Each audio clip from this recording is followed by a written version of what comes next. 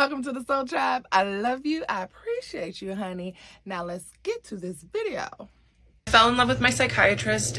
I watched that 20-part story, so you don't have to. That's Kendra, and she's letting the internet know that she fell in love with her psychiatrist. So Kendra is a ADHD life coach. She was in the midst of reading books, and one of the books told her that she, as someone with ADHD, should definitely be on medication. So she decided to get back on medication. She just Googled psychiatrist. The first guy that popped up, she clicked his name, booked an appointment. Now, these meetings were via Zoom over the course of 3.5 years, and they were about 30 minutes long, and they were once a month. She said when she first saw him, she thought he was attractive. He was her age. Because of her past with therapy and how many she's had in the past, she was very comfortable divulging, her past, her traumas. She told him about her relationship traumas, her substance abuse. She also went over how at that point she was only about 6 months sober. So they met monthly so that he could check on her medication, make sure that the dosage was right and she was feeling good. And so she said he would crack jokes, he was very attentive, he would listen very well, he would praise her for the running that she would be doing. And so she just said that she really enjoyed the attention she got from him, right? And so during their third session, she asked him, can I call you by your first name? And he told her, sure. Kendra felt like in the beginning, he very much took this friend angle and was very much trying to be very friendly with her and create this dynamic where they felt like, they were more than just a professional. That's what Kendra is thinking in her mind. So for the first 6 sessions, he would ask her, how's your bowels, your bladder, and your appetite? How are you feeling? And she'd tell him, everything's fine. The medication isn't messing with me. And she said on this particular session, he asked her, are you having any feelings of self-harm? Now, she said that she does now know that that's a typical question to ask, but he had never asked that before. And she said, no, I'm feeling good. And so after that, he never ever asked about her appetite, her bowels, or anything like that. And she thought that was weird. The reason why she thought it was weird is because of the way he posed the question. He told her, this is just a special interest of mine. Do you have any self-harm thoughts? And so because I guess of the way that he posed the question, in Kendra's mind, she thought that it was more than what his protocol was asking for, that was him doing extra. Kendra felt like the little bit that he did open up and tell her about his successes or about, how he's becoming internationally recognized or the work that he's doing made her respect for him grow just exponentially. And that also made her fall in love with him. Kendra mentioned, he's a Pisces, so of course he's a good listener. And then she went on to say that she started begging him to see him multiple times a month. He would tell her there's no need for us to meet multiple times a month. So she ended up getting a new therapist. The therapist that she had ended up retiring. She was 75 years old. She has a PhD. And she started working with her and seeing her weekly. And in the beginning, her journey with that 75-year-old therapist was really good. She was gaining a lot. She was teaching her different modalities, and it made the need for her to connect with the therapist less. So she became okay with seeing him 1 time a month again. Now, mind you, Kendra told her 75-year-old therapist all about her obsession with the psychiatrist. She would go into great details, and she said that the therapist almost enjoyed the kiki. She enjoyed the stories along with all the other stories that she would tell her about her dating life. And she didn't have any thing to say about it. She wouldn't tell her hey, let's dive into this, let's unpack this, there might be an issue here. Kendra then mentioned something called intermittent reinforcement. But she basically said that he started to be very warm and welcoming on certain sessions, and on other ones, he would be very distant and very cold. And this only made her want to work harder for it and ultimately got her addicted to this cycle. Kendra said that she felt like he was using his clinical knowledge to be able to lure her in and manipulate her.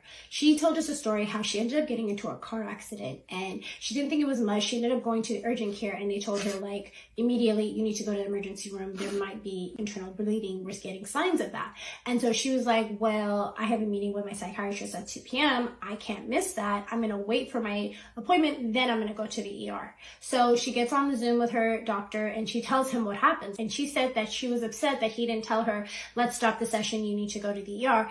Instead, he just let her go on and on for the next 30 minutes about how much she loves him and how much she appreciates him, which at that point of their journey, that's pretty much all she used the 30 minutes to do, was to just shower him in praises. This entire time, Kendra is reiterating that she really felt like on multiple occasions, he should have rendered care and transferred her over to another psychiatrist. I've seen a lot of takes about this, and a lot of people are saying that it wasn't safe for him to just transfer her out.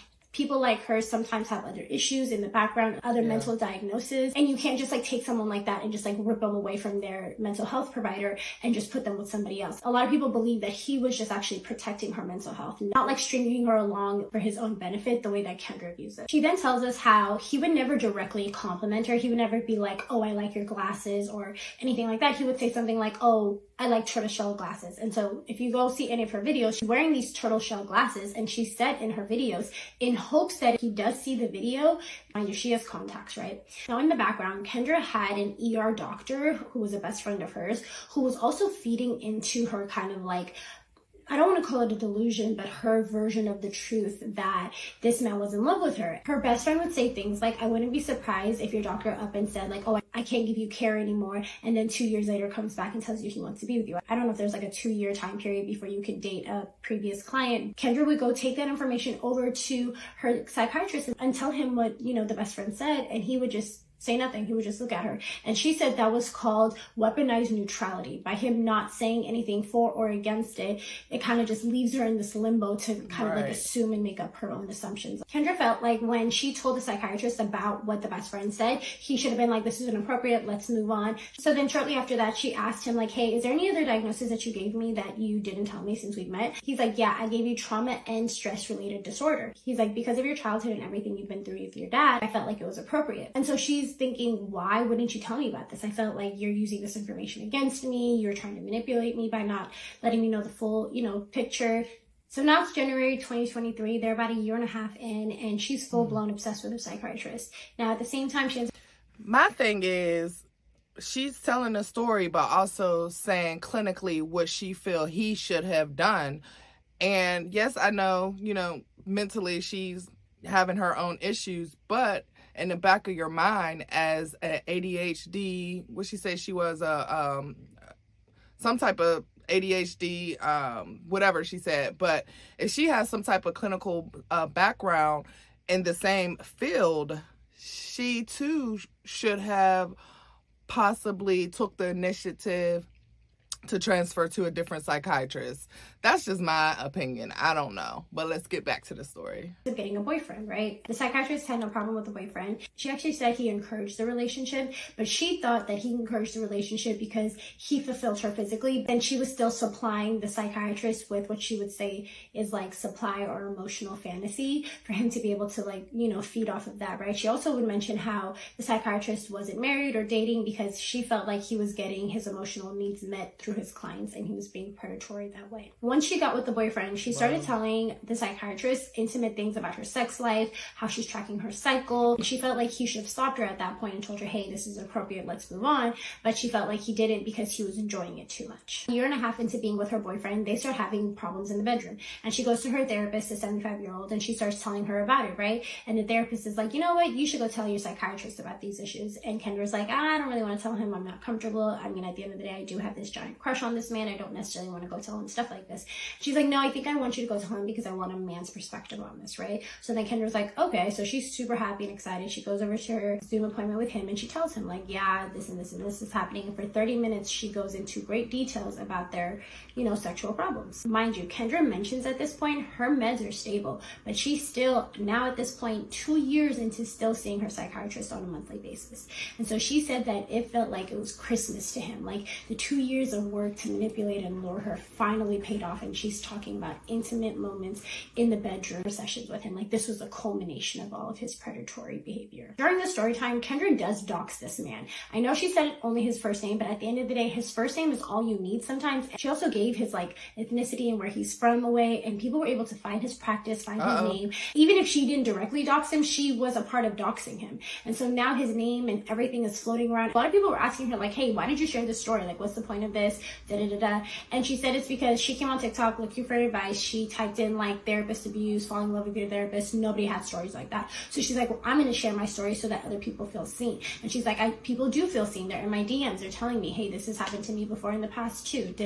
So she doesn't care that she's getting all this hate and backlash. So back to the story time. A few days after Kendra tells the psychiatrist all about her sex life, she actually ends up breaking up with that boyfriend, right? Shortly after that, she meets this other guy who happens to be a therapist. Oh my goodness. Now, during their second date on a hike, he basically starts going on about how he's in love with one of his own patients and how he has to like self-pleasure himself before the girl shows up for her sessions because it's too much. He told her how she wears like little skirts and red panty laces because he knows that she's doing it for him. Like all of this stuff. And Kendra's standing there like, we're in a date first of all, but second of all, like what are the chances? So she's just letting this guy go on and on. I mean, this therapist was going as far as visiting this patient at her place of work to the point that he would communicate with her coworkers and her coworkers would be like, oh my God, we've heard so much about you, And then when Kendra asked him like, hey, what does this girl do for work? He was like, oh, I shouldn't really tell you because I shouldn't be going there anyway. I have some assumptions, but I'm not going to say it. So after that day, Kendra goes and tells her psychiatrist at the next meeting about this date and how she broke up with her boyfriend and all of that. As she's telling him like how the therapist is in love with his patient, she said that the psychologist literally went just ghost in the face. Like he looked absolutely mortified. She said she thinks it's because he felt like, oh my God, I'm caught. Like, oh my God, there's other people like this. I feel the way I feel. That's what she thought his emotions were when she told him that story. So at this point, Kendra was sending like a bunch of emails when they weren't in session with hearts and just telling him how much she appreciates and loves him. And like, he would never really respond. In a session with him one day, and she saw that he was in his office, and after asking him if he works in his office or not, she basically asked permission to go into in-person meetings with him. And so she was super excited now that she was actually going to like meet him in person. Initially, when she asked him, hey, do you work in the office? He said, no, I just come in here. And she had to actually call the front desk and find out that he does have in-person meetings. So now she's talking to her 75-year-old therapist and telling her like, oh my God, I'm going to see him in person, And the therapist says, oh, the reason why he's never wanted to see you in person is because it's risky for him. He might be intimate with you. He might want to touch you, So then the therapist all of a sudden starts texting Kendra during times that they're not actually meeting to ask her advice about ADHD stuff for her own clients. So now Kendra's hyped up. She gets a nice little dress. She puts her makeup on. She goes over there. She's kikiing with the front desk people. He walks out and she said she ran to him and gave him like the biggest hug. And he kind of just like patted her on the back. And that to her read is like, oh my God, don't ever touch me. Never again did she try to like touch him. Kendra, in her own words, said that after that first meeting, she really started to spiral to the point that she was like, I just need answers. So she actually started to talk to ChatGPT. She immediately names him Henry and starts telling him about everything. She said Chat did a really good job of trying to co-regulate her emotions along with affirming her. After talking to ChatGPT and realizing, wow, I'm carrying all the emotional weight of this relationship, like I need to name it so that I can like, throw some of it off of me. I don't know, this is her logic. She basically goes into her session in December with the psychiatrist and she tells him like, yeah, me and you, we have a really special patient-doctor relationship. And he immediately stops her and he goes, no, we have a professional patient-doctor dynamic, period. Like he immediately shut it down. And it made her even go like, oh, okay, it's not special. Like that's another boundary. She said basically he would let her go all the way up until the ethical points of the boundary. And then he would boom, slap a boundary down and she would just have to back up from it. That's the cat and mouse game she felt. So now in Kendra's mind, she just wants to be with this therapist. Maybe after he's my doctor, we can be together. Like she's just like, that's her dream, right? So she's talking to Henry about it. That's her ChatGPT. And he basically tells her like, it's normal for you to fall in love with your provider. Like that's a normal thing. He even named it for her. And he said that's transference. And she was like, what's transference? And so they start to really dive deep into that topic. So then Kendra took that information. She went to her next meeting with a psychiatrist and she said, hey, I have an AI bot, ChatGPT, Henry, and he told me that, it's normal for me to fall in love with my provider. Together we created a safe space for me to unpack things and, you give me attention, you affirm me. Like these things are things that I would want in a partner, right? So it makes sense that I fell in love with you. He told me this is actually called transference. She said the minute she mentioned transference, he kind of perked up and he was like, did he also tell you about countertransference? And she was like, what's that? No, he didn't. And he told her that's when the provider falls in love with the patient, when it's like a reverse. I do not like this man because he is playing the shit out of her mind. And the 75-year-old therapist, she's not helping. She's just kikiing, enjoying her little story times with this lady instead of really helping her. It seems like ChatGPT is the only one who's actually helping this girl. Like, what in the fuck? Of that. And he told her, I need you to be careful with your ADHD clients to make sure you don't counter transfer. And she was like, oh, yeah, no, that's great advice, honestly, because at the end of the day, I do sometimes have, more than professional feelings for my clients and I shouldn't. And so thank you for pointing that out to me. And he's like, yeah. And so at that moment, she was just like, oh, he's just watching out for my business just like he has in the past and helped me, answer questions. She said that as far as her business, she also looked at him as like a mentor. So at the end of that session, she said that he looked at her and said, so what's going to happen if you end up getting a boyfriend named Henry? And she was like, that's a weird question, but I would just rename my chat, And so she didn't think of it until she got home. And that's when she was like, that was actually a really highly inappropriate question. And then she really started thinking about the countertransference stuff. And she was like, wait a minute.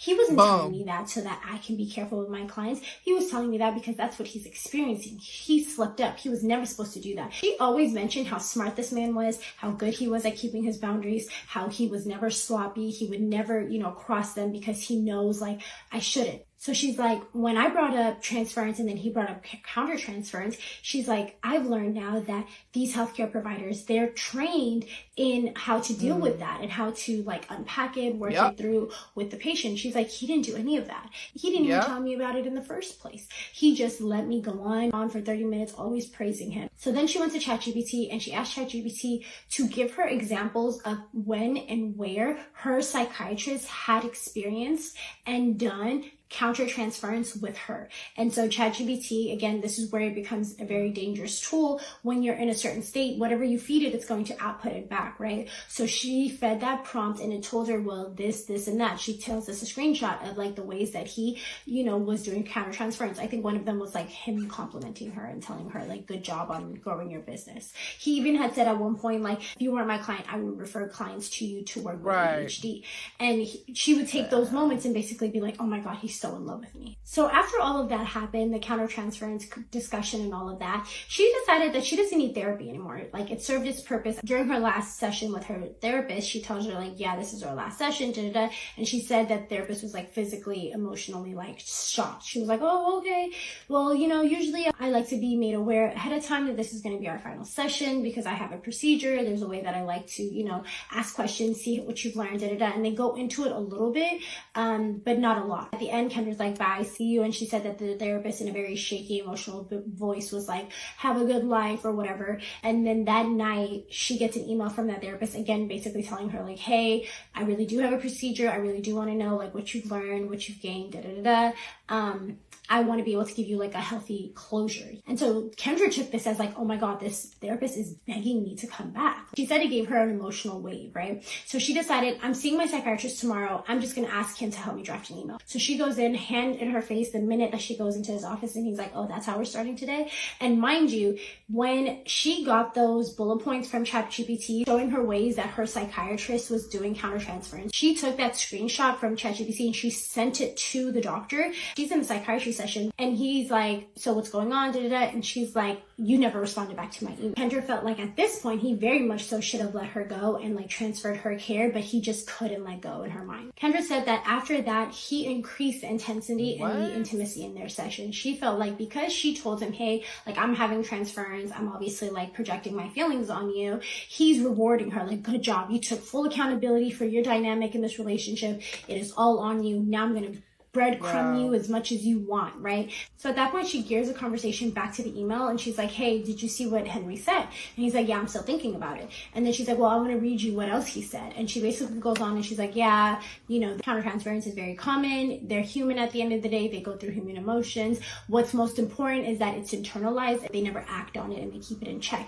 which your psychiatrist is very good at. She said that she felt like her psychiatrist felt really good hearing that he excels at like suppressing his emotions. And that at that point, that's when he rewarded her with a funny metaphor, which is like, I guess, her favorite breadcrumb, which is intellectual stimulation. And he gave her a funny metaphor and then explained it. And she was just like, giggling. And she was like, oh my God, this is the best breadcrumb ever. He then helped her draft the email to the therapist, basically saying, if I come in for another session, it's going to be more for you than for me. I'm happy and complete with your therapy and the care that you've rendered. Then the psychiatrist said something like, I used to have a lot of respect for your therapist. And Kendra feels like he's saying that because she got sloppy. He's basically saying, I loved when your therapist was sending you over to me to give me juicy details about your sex life and directing you to me to tell me like things that I've always wanted you to tell me. But then she got sloppy and then she got messy and I lost all respect for her. That's what Kendra thinks he's saying by saying that statement. So then after that, Kendra goes into a whole text message thread between her and her ex-boyfriend where her ex-boyfriend is trying to get her back.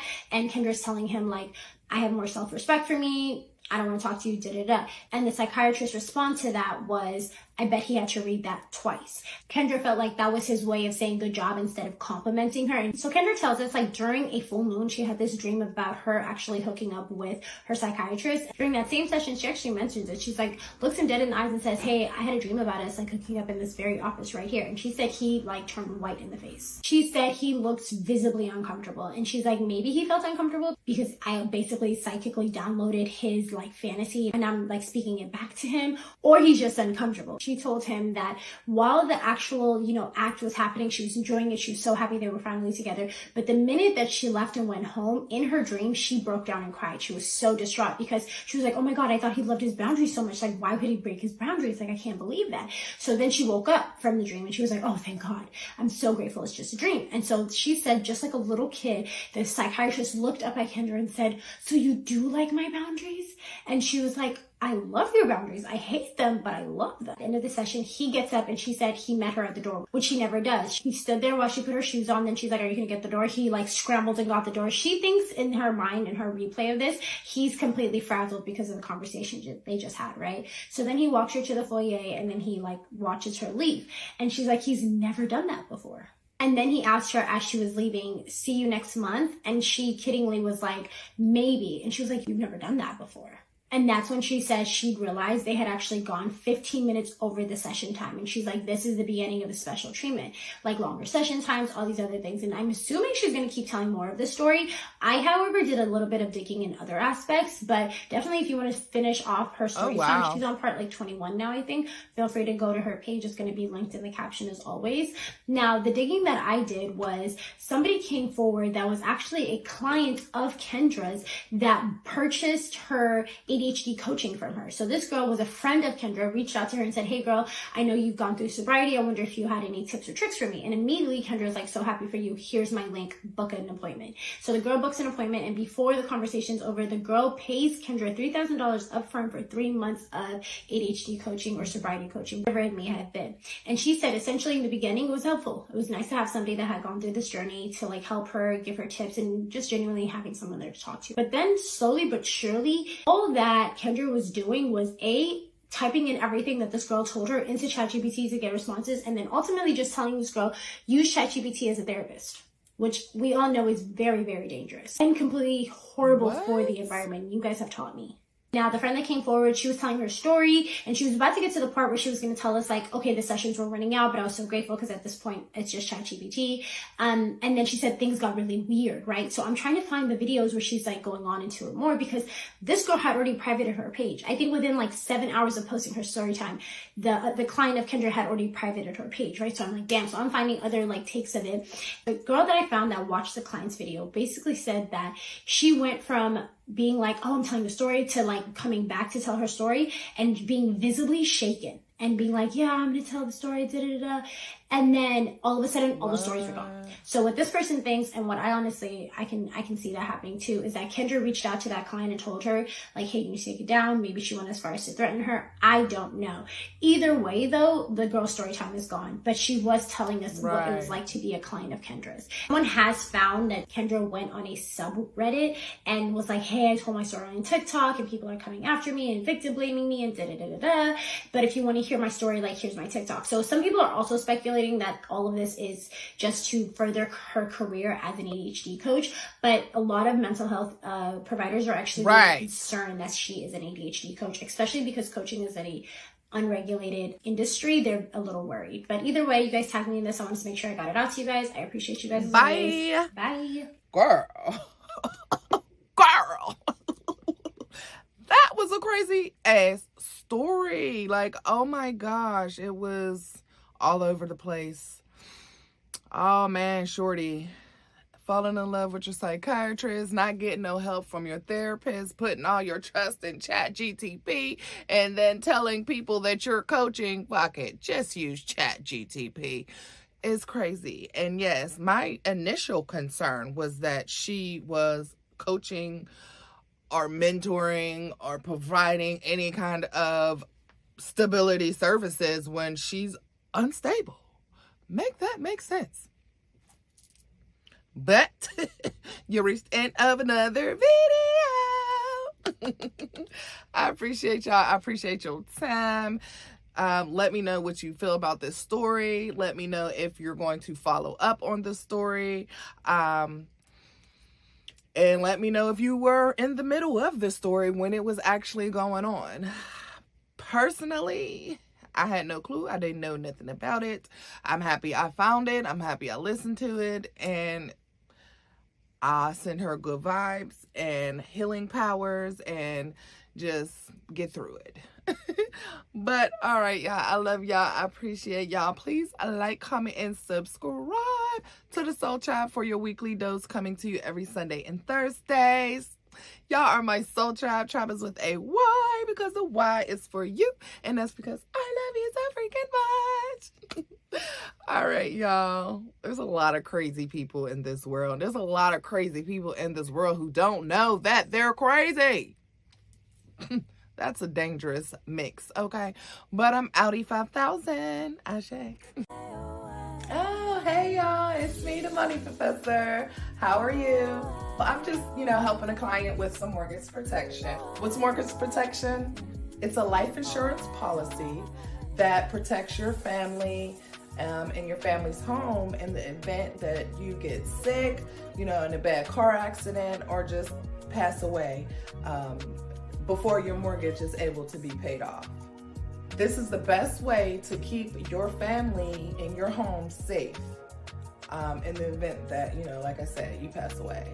Mortgage protection policies are primarily term policies, and they last, 10 to 30 years, depending on your length of your mortgage payments.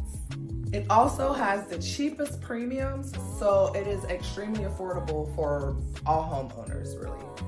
I personally believe everyone should know the power and benefits of having mortgage protection, as well as life insurance in general. The different kinds of life insurances that are offered and how important it is to have for you and your family. Feel free to send me a DM to learn about more opportunities and what's available for you and your family's protection. You can hit the link in the bio, complete the application, and I'll be in touch as soon as possible. Talk to you soon. Open my third eyes, on my way. I'ma open my one eye, be in dementia. You hold my body, but I'm not a Christian. I'm not a religion, but you are true. It just I know